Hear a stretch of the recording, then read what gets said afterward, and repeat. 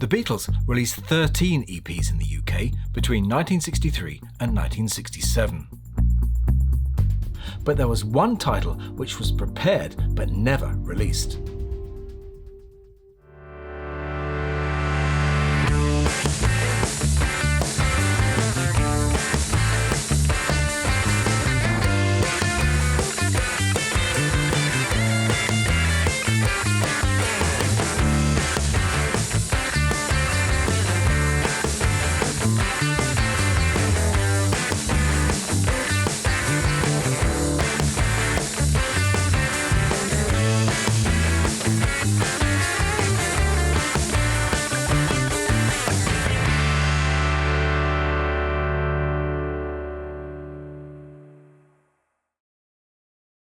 EPs, or extended plays, were a big deal in the UK in the early 1960s and even had their own chart.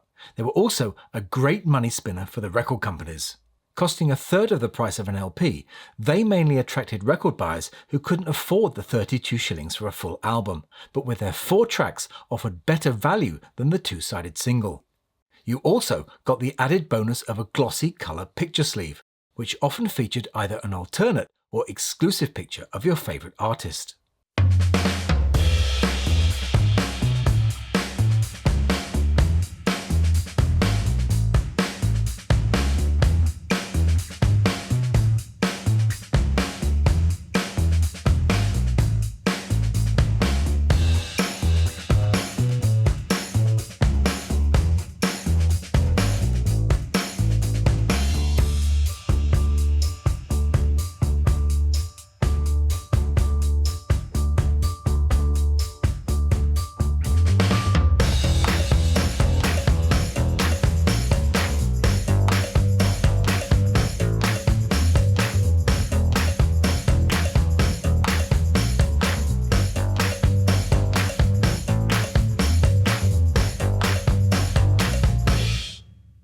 Despite it being popular in the UK, the EP format was never a big hit in the US.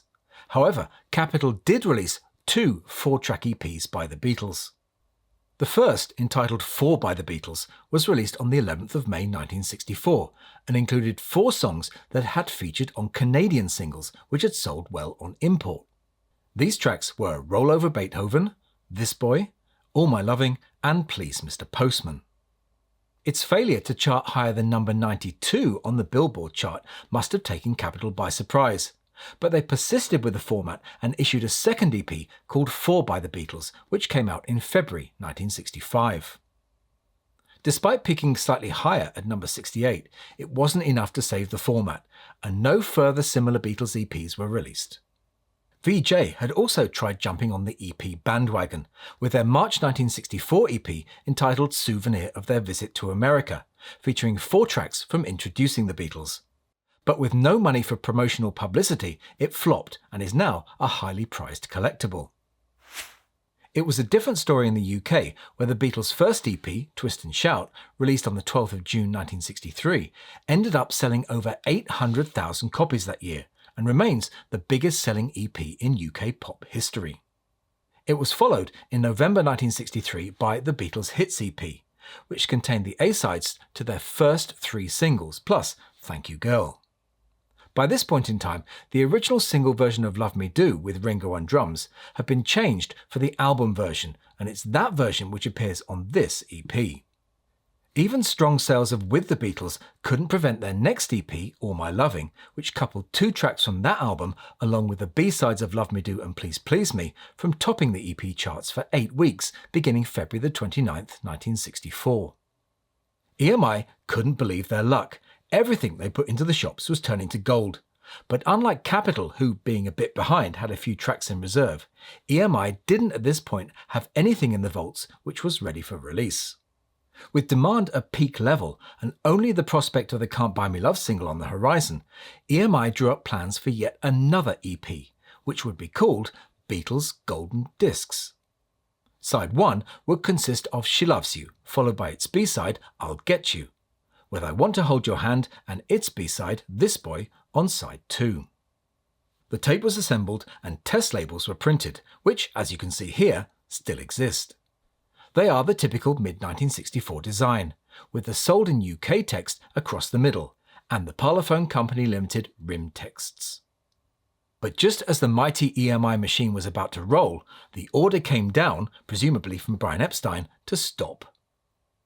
Up until this point, the Beatles had expressed a wish to give fans value for money, something which this EP clearly wouldn't. But you can see EMI's point. Being asked to wait 4 months until A Hard Day's Night was ready for release just wasn't on. Epstein placated EMI with the promise of new material at the end of May, when the filming of A Hard Day's Night and the Beatles' holidays were over. In fact, on their first day back at the studio on June 1st, 1964, the Beatles finished off recording tracks for the Long Tall Sally EP. This EP became the first EP to contain previously unreleased material, and was released on July 4th, 1964. But never once to waste a good idea, EMI returned to the Golden Discs idea in December 1965. By this point, the EP market in the UK was in decline. The Beatles' previous 2 EPs, Beatles for Sale and Beatles for Sale No. 2, had sold poorly, despite the latter having a highly attractive cover. But with Christmas coming up, EMI saw an opportunity to squeeze a little bit more out of the singles' back catalogue, and came up with an EP called The Beatles Million Sellers. The EP contained 4 of the 5 songs which had achieved million seller status up to that point. Million Sellers was similar in makeup to the cancelled Golden Discs EP, with She Loves You and I Want to Hold Your Hand on side 1, and their other 2 1964 hits, Can't Buy Me Love and I Feel Fine on side 2. The revival of this project caused an issue with the records labels, as all were printed with the cancelled EP's Golden Discs title. This wouldn't be changed to the correct title until the 1969 pressing. Robert Whittaker's shot of the group added some incentive for fans, and it proved a steady seller over a 3-month period into March 1966. As well as regular EMI pressings, this EP can also be found as a Decca contract pressing, such as this copy, identifiable by its smaller centre boss. Although EMI issued 3 more Beatles EPs, Yesterday, Nowhere Man and the 2-disc Magical Mystery Tour, the format had had its day. Even the promise of a Yellow Submarine EP couldn't convince EMI to keep it going. But that's a story for another day. If you'd like to find out more about the Beatles UK EPs, please check out one of our earlier videos, a link to which will be up here and down there. I'll be back soon with a regular length video. But that's it for this one, so I'll say bye for now and thanks for watching.